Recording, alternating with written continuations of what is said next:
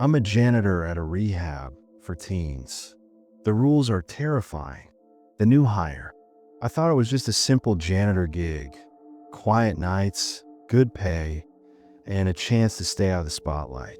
But the moment I stepped through the gates of Blackwood Hills Adolescent Recovery Center, I knew something was wrong.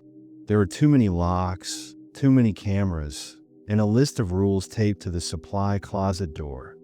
Rules that made my skin crawl. I broke one on my first night, and something in the dark started watching me. The job posting said, overnight custodial work at a juvenile rehabilitation facility. Minimal supervision. Generous compensation. Discretion required. At the time, I didn't ask questions. I needed money, and it was the only call back I got after months of silence. The facility was tucked away in the Pennsylvania woods, far off any main road. My rideshare driver got so spooked driving me up the unpaved hill that he asked me to get out before the gate. "I don't go past here," he muttered, eyes darting like he was being watched. "There's rumors." I scoffed, grabbed my duffel, and walked the last half mile in the damp October air. The woods were quiet. Too quiet. No owls. No wind. Not even the crunch of leaves under my boots. Just silence so thick I could hear my own pulse. Blackwood Hills loomed like something out of a Gothic novel. 3 stories of gray stone, narrow windows, and a spiked iron fence that wrapped around the property like barbed wire on a wound. A rusted sign above the gate read, Blackwood Hills Adolescent Recovery Center. Faded letters, like even the paint wanted to disappear. The front gate buzzed open without me even pressing the intercom. I entered. No one greeted me. The air inside the building was cold and dry. Not sterile like a hospital, more like a mausoleum. The hallway lights flickered as I walked past a dusty receptionist's desk toward the staff lounge, where my onboarding was scheduled. No one was there either. Just a manila envelope on the table with my name written in red ink. Mark Taylor. Inside was a key card, a shift schedule, a floor map, and one page, just one, titled, House Rules for Night Janitor. I remember every line. Hell, I could recite it now. House Rules for Night Janitor. Rule number 1. Begin shift promptly at 11 p.m. Do not arrive earlier. Rule number 2. Never enter room 9B. If you hear noises inside, ignore them. Rule number 3. If you see a girl in a hospital gown standing in the hallway, do not speak to her. Walk away. Rule number 4. The chapel door on floor 3 must remain locked at all times. If it's open, notify Dr. Reeves immediately. Rule number 5. If you hear whistling after 2 a.m., do not investigate. It will stop eventually. Rule number 6. Never clean the mirrors after midnight. Rule number 7. Finish cleaning by 4 a.m. Leave through the back exit. Never stay past 4:15. There was no explanation. No welcome to the team. Just rules. Terse, commanding, terrifying in their ambiguity. I almost left. Should have left. But I needed the job. I told myself it was some weird psychological tactic. Maybe they used the creepy rules as part of the therapy program to scare kids straight. Or maybe it was just staff humor, an inside joke. By 11 p.m., I was in uniform and ready. I had access to the supply closet, and I followed the map. First floor, then second, then third. Routine stuff, dusting, mopping, restocking toilet paper. But the hallways were unnaturally long. The silence oppressive. Every footstep echoed like a scream. That first night, I stuck to the rules. I avoided 9B, though I passed it. The door was sealed shut with chains and a padlock. No label, just black duct tape across the number plate. Around 2:10 a.m., I did hear whistling. Soft, melodic, childlike. It came from the 3rd floor hallway, past the row of patient rooms near the chapel. I froze in place and checked the rule sheet again. Do not investigate. So I sat down in a stairwell and waited, heart hammering like a jackhammer in my chest. The whistling lasted 20 minutes and then stopped, just like the rules said. That gave me a false sense of confidence, like maybe it was all just in my head. Until night 3.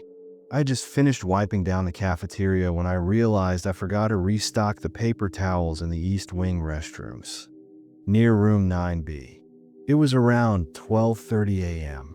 I cursed and hurried down the dim corridor with a pack of rolls under my arm. As I rounded the corner near the sealed room, I heard whispering, soft, urgent, like a child muttering a prayer under their breath.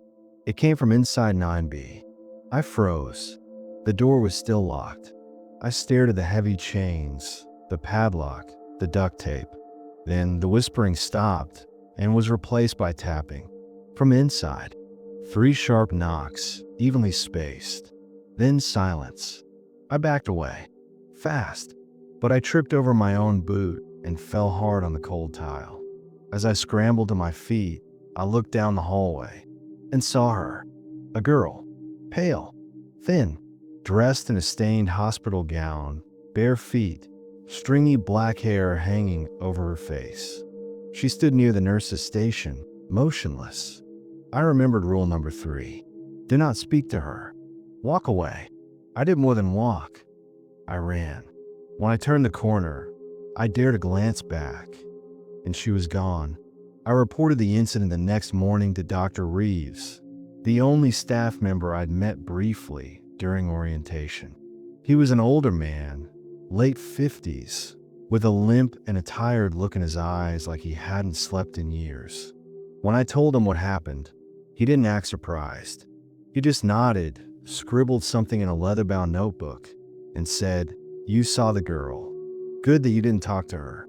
Most don't last 3 nights. I asked who she was. He didn't answer. He just warned me. Don't let her lure you into a conversation. She's persistent, and if the door to 9B opens, don't look inside. Ever." That night, I considered quitting again, but I didn't. The next 2 nights were relatively quiet. No girl, no whispers, just eerie stillness. Until night 6. At 3:45 a.m., I realized I hadn't emptied the trash bins on the 3rd floor. I rushed up, half asleep, thinking about getting back home and falling into bed. That's when I saw it. The chapel door was open.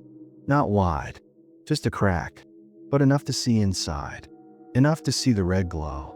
I stepped closer, despite every warning in my brain screaming not to. The air around the door was hot, unnaturally hot, like standing next to an oven. From inside came a low chanting, rhythmic, ancient.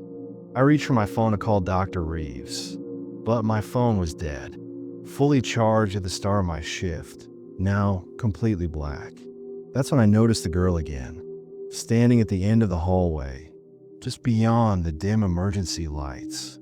She raised one arm slowly and pointed to the chapel, and then she smiled, a wide, unnatural grin that stretched too far across her face. I didn't walk away this time. I ran.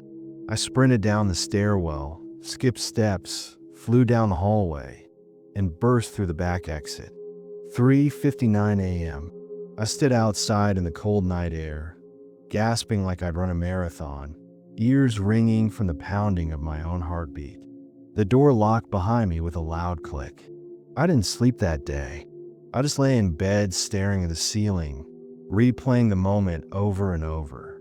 That door, that red light, her grin. When I returned from my 7th night, something had changed. The building felt different. The lights were dimmer. The cameras were turned away from the hallways. In room 9BS, chains were gone. The door hung slightly ajar. There was a note taped to my locker in the supply room, in the same red ink as my welcome envelope. It read, "You broke the rules, Mark. Now she knows your name." The girl in the mirror. The red ink bled slightly through the note. I stared at it for a long time before peeling it off the locker and folding it into my back pocket. Something about throwing it away felt wrong, like disrespecting a warning from something that didn't want to be disrespected. The rest of my shift prep was routine, if anything in this place could be called that. Lights flickering, long, empty hallways, the hum of unseen machines vibrating beneath the floor. I double-checked my supplies, clipped on my key card, and started making rounds. But my mind wasn't on the job. It was on her, the girl in the hallway, the thing that grinned. The rules said not to talk to her, but they never said what happened if she talked to you. 11:45 p.m., West Wing bathroom. My shift began on the first floor. Dusting, mopping, routine trash collection. When I got to the West Wing bathroom, I hesitated. Something about this part of the facility always gave me the chills. The lights here buzzed louder. The air felt stagnant, and the mirror above the sink, it always had streaks like fingerprints smudged across the glass, no matter how many times I wiped it. I was about to spray the glass cleaner before I caught myself. Rule number 6, never clean the mirrors after midnight. It wasn't midnight yet, but I decided not to push it. Instead, I emptied the trash and turned to leave. But as I opened the door, I glanced at the mirror and froze. I was alone in the bathroom. I knew that. But in the reflection, there were two figures. Me and the girl. She stood right behind me, head tilted, eyes black pits, a cracked smile on her pale, bloated face. I spun around. Nothing. The stall doors were closed. The room was empty. My breath came fast and shallow, like my lungs were too small to hold any air. I looked back at the mirror. Now there was just me. But my reflection was wrong. It wasn't copying my movements anymore. I lifted my hand slowly. My reflection didn't move. Instead, it leaned forward, pressed its hand to the other side of the mirror. Then it whispered something. I couldn't hear the words, but I could read its lips. Room 9, 12:32 a.m., East Stairwell. I radioed Dr. Reeves. No answer. Not even static. Just silence, like the signal had been swallowed. I paced near the east stairwell for 10 minutes, trying to convince myself I imagined it, that the mirror was playing tricks, that sleep deprivation had me seeing things. Then my radio clicked once, just once. I raised it to my mouth. Hello, Dr. Reeves. Nothing. Another click. Then, faintly, like a voice pressed against a wall on the other side. She likes you. I dropped the radio. 1 a.m., room 9B. I swore I wouldn't go near it again. That door. That damn door. But curiosity is a vicious thing. It gnawed at me every time I passed that hallway. The way the lights dimmed, just slightly more near that room. The way sound disappeared there. My footsteps didn't echo. The air didn't hum. It was like stepping into a void. Tonight, the door was slightly more open than before. Inside was pitch black. Not darkness from lack of light. True void. It felt like if I reached in, I'd lose my arm. Maybe even more than that. I should have walked away. Instead, I crouched down and whispered through the crack. Who's in there? Silence. Then, 3 knocks. Slow. Deliberate. My spine turned to ice. I started backing away. Then I heard it. My name, whispered from behind me, not from the room. I turned. There was no one in the hallway. Just a mirror. A standing one I'd never seen before, leaning against the wall like it had been wheeled out of storage. My reflection was missing from it. 1:45 a.m., staff records room. The records room was off limits, but I needed answers. I picked the lock, an old habit from worse days, and slipped inside. Filing cabinets lined the walls, names typed in faded ink. Every drawer rattled slightly, like something inside didn't want to stay put. I found the 9B file easily. It was stamped with a red restricted sticker. Inside were photos, dozens of them, all of the same girl. Black hair, pale skin, large, sunken eyes, always staring directly into the camera. Some were surveillance stills, hallways, bathrooms, the chapel. One showed her smiling in a reflection of a mirror in the East Wing bathroom, the one I had just been in. But the caption chilled me most. Subject 9B, not a patient. Entity, hostile. Interaction forbidden. Name, unknown. Nicknames, the Smiler, Mirror Girl, Patient Zero. Containment protocol, door to remain sealed. Do not acknowledge verbal or visual contact. Mirrors covered post-incident. Then a final line. Status, active. 2:03 a.m. The whistling returns. The whistling began again, soft and lilting. But this time, it was closer.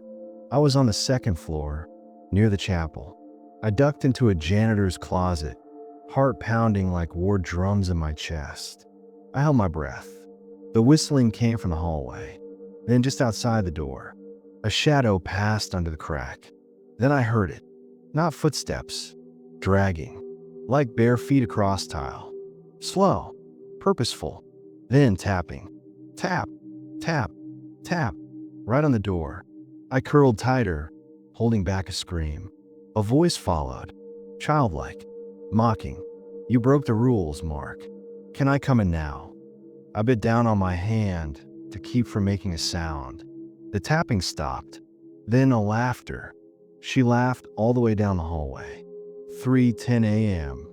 The mirror in the chapel. The door to the chapel was closed again, but something drew me to it. Maybe it was the dreams I'd started having.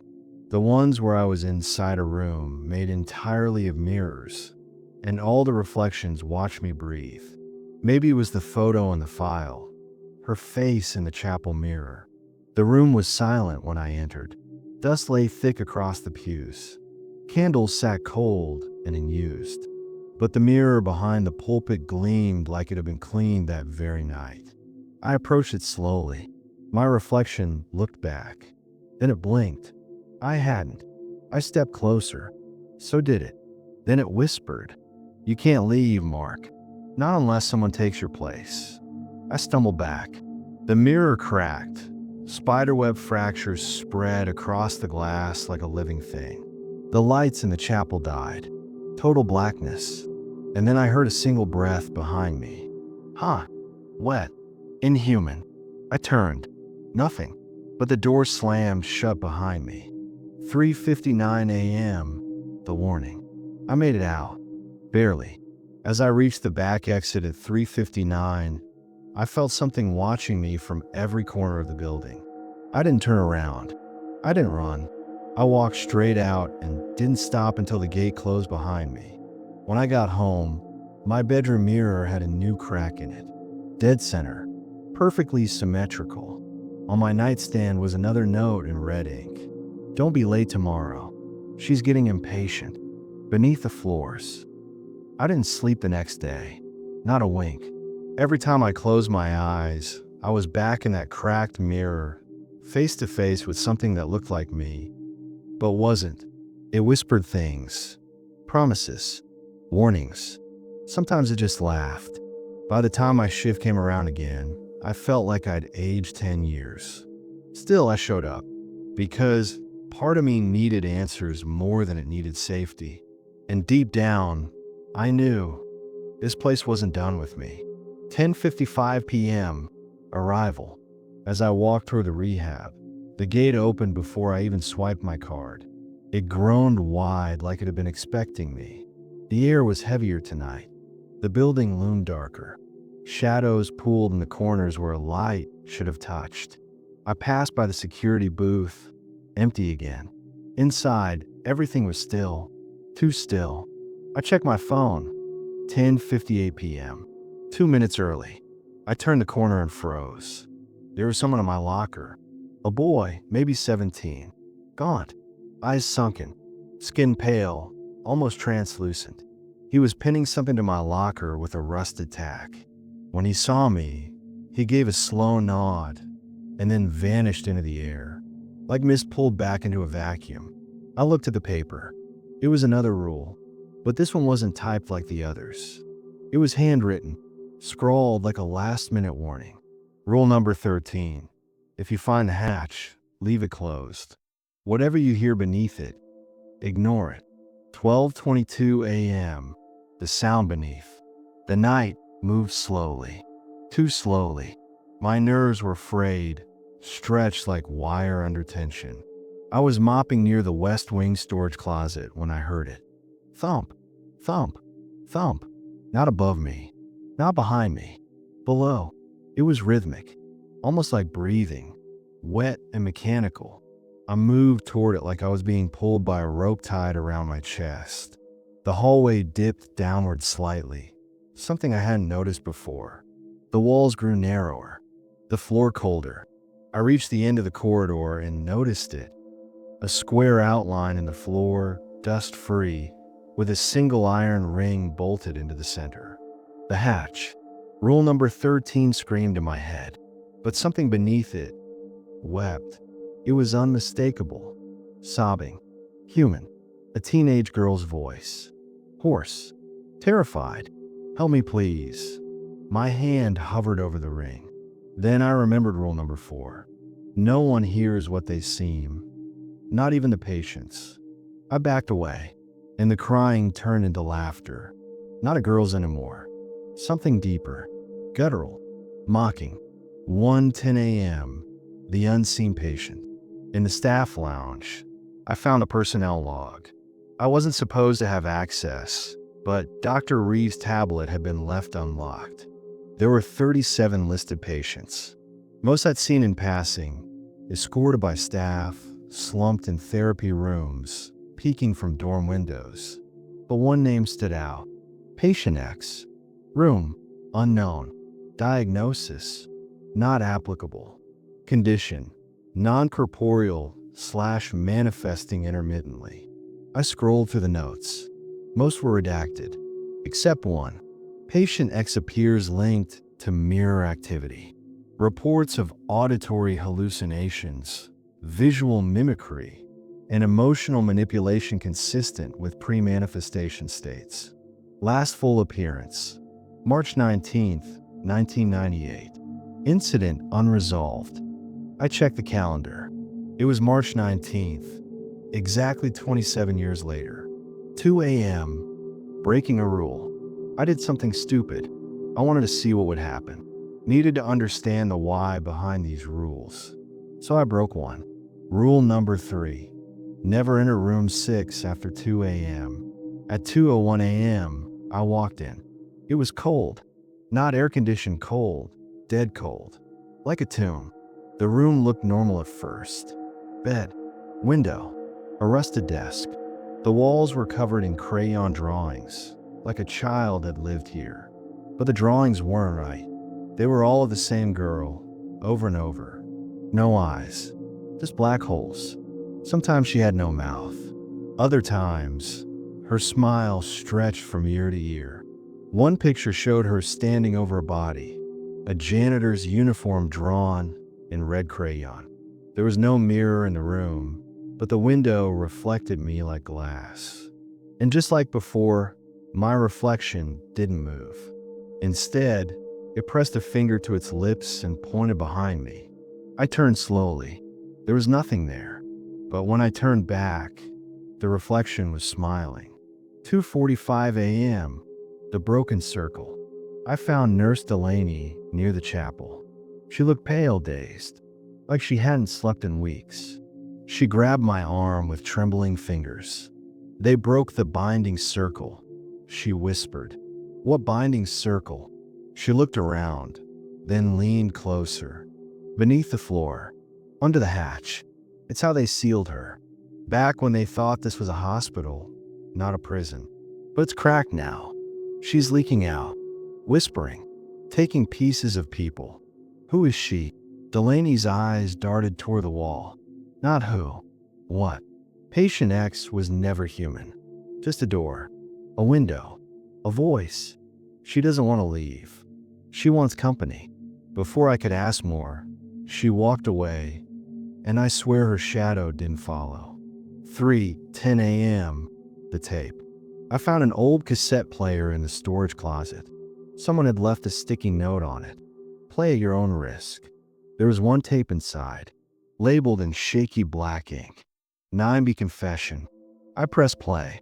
The voice that came through was familiar. It was Dr. Reeves. It was supposed to be a treatment center. That's what they told us. Help the troubled teens. Medicate them. Fix them. But that's not what it is.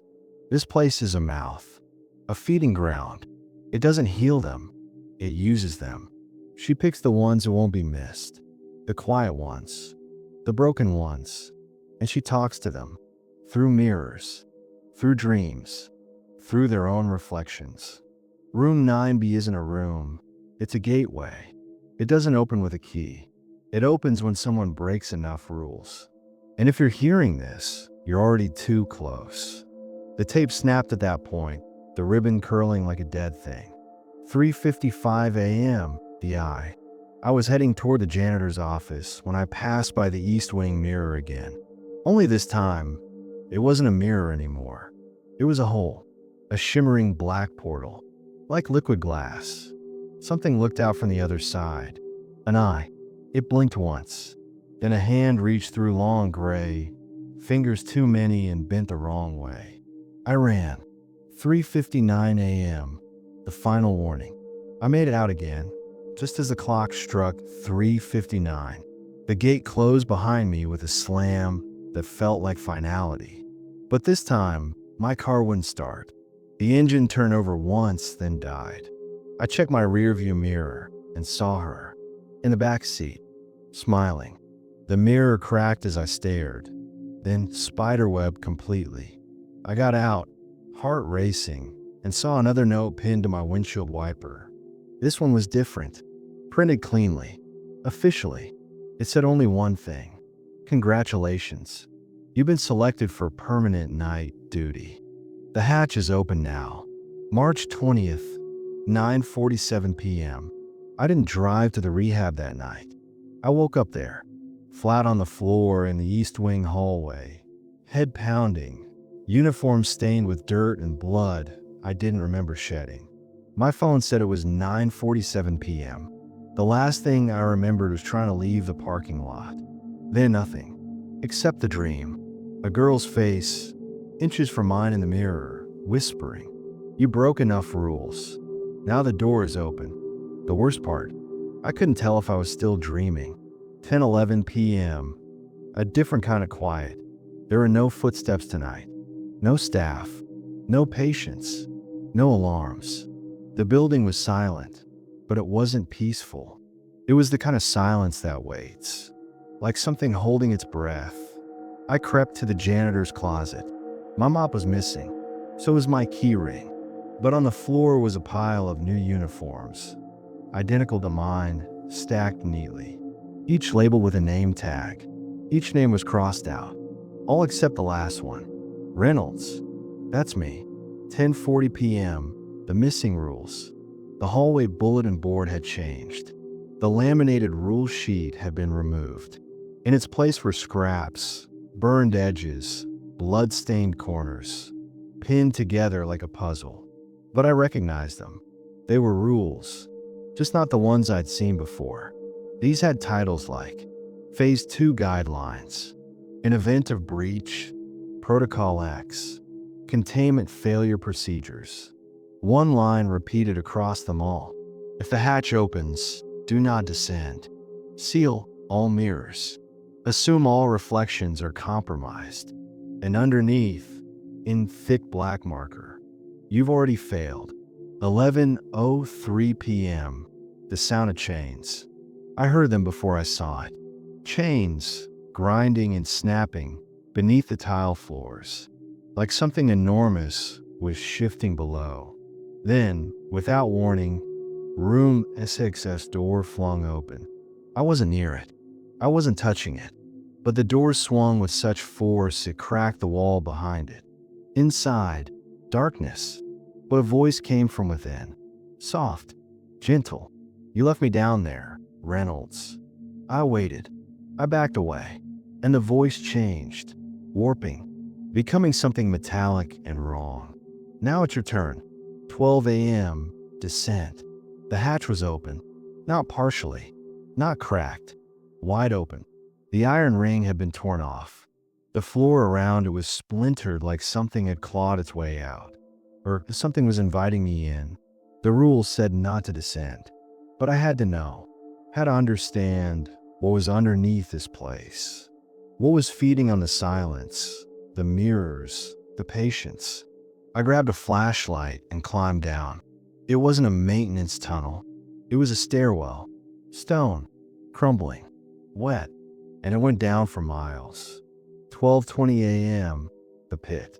At the bottom, I found a chamber. Circular, covered in symbols I didn't recognize. They pulsed faintly, like veins beneath skin, and in the center, a mirror. Shattered, yet still reflecting. But not reflecting me. The person in the glass wore my uniform, had my face, but their mouth moved differently. Like they were repeating my thoughts a second too late. Then their mouth curled up into a grin. She's waiting.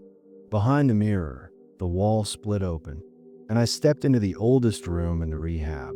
Room 9B. 12:33 a.m. Room 9B. There was no furniture, no bed, just mirrors. Thousands of them, floor to ceiling, every shape and size. But each one reflected something different. Some showed past patience, screaming silently, clawing at the glass. Others showed versions of me, broken, aged, bleeding. One mirror showed my body lying in the East Wing hallway, eyes open, unmoving. That's when I realized I hadn't woken up at the beginning of the night. I had never left. This place wasn't physical anymore. Not fully. I was trapped in its memory. 12:59 a.m., the girl. She stepped out of a full-length mirror like it was a curtain of water. The girl from the drawings. Thin, eyeless. Her smile stitched across her face like it had been sewn shut and forced into a grin. She whispered with her thoughts, right into my skull. They sent you here to clean, didn't they? I nodded. Then clean this mess. Clean the guilt. Clean the echoes. Clean what's left of you. I backed away, but the mirrors moved with her, shuffling sideways, walling me in. They thought sealing me would contain the sickness. But rules are like locks, and you broke so many. She reached out, touched my chest, and for a moment, just a second, I saw what she saw. Every broken rule, every soul that screamed behind the glass, every janitor before me, every patient who vanished. I was next. 1:10 a.m. Escape, sort of. I ran, through corridors that didn't match the building, through mirrors that bled when touched, past rooms that pulsed like lungs. And somehow, I made it back to the hatch. I climbed out, collapsed onto the floor of the West Wing. But the building had changed. All the clocks were stuck at 1:10 a.m., and every mirror now showed only her, watching me, smiling. 2 a.m., promotion. I returned to the janitor's office. There was a file on the desk. Inside was a note on a rehab letterhead. Your shift has been extended indefinitely. Thank you for your sacrifice. Management appreciates your continued service.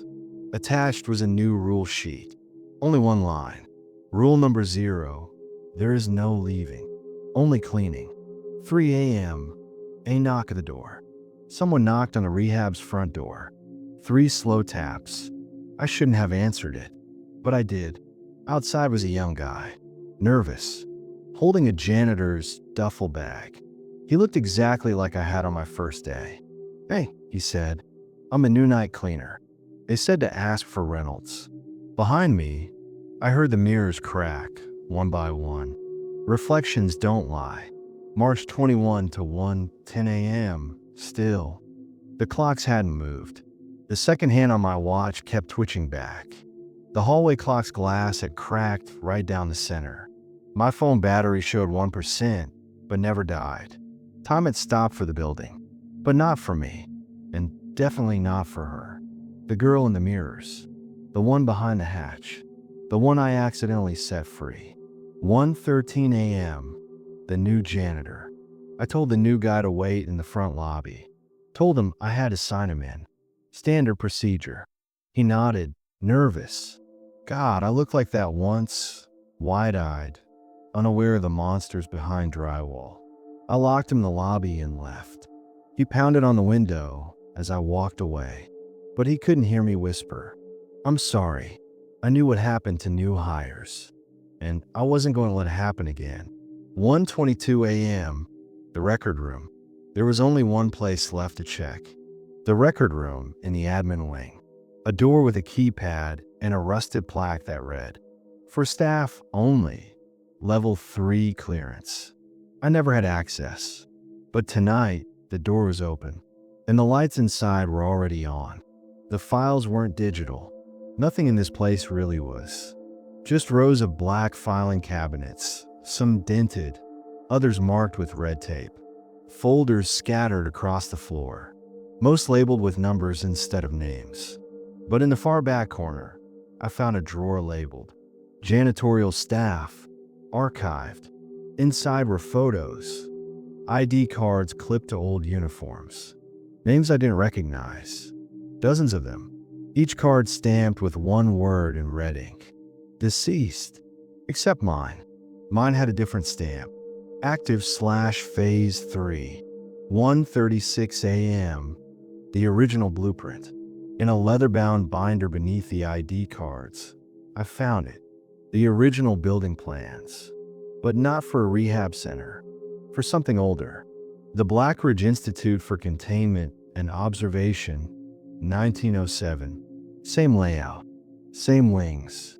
But instead of patient rooms, the rooms were labeled. Subject cells, observation booths, mirror labyrinth access, deep containment shaft, do not open. They'd built a rehab over a forgotten asylum. And the hatch wasn't maintenance access. It was a seal for something that had been trapped, something that fed on guilt, memory, and broken minds. 1:43 a.m. The name, Patient 00. The last file in the cabinet was locked with a bent paper clip. I pried it open. Inside, a worn folder labeled Patient 00. The girl. She wasn't a patient at all. She was the first experiment. Subjected to mirrored therapy, sensory distortion, sleep deprivation, and forced confinement inside room 9B. The folder had sketches, black, inhuman scrawls of her with too long limbs, empty eyes, stitched smiles. The final page read, "Termination unsuccessful. Subject adapted. Became the mirror. Do not observe directly. Do not reflect. If exposed, initiate janitorial protocol." Janitorial protocol. That was me. 1:55 a.m. The truth in the mirrors. The girl waited for me at the end of the hallway. No footsteps, no sound, just a slow ripple as she stepped from a shattered mirror into the hallway light. Her voice came from every reflective surface.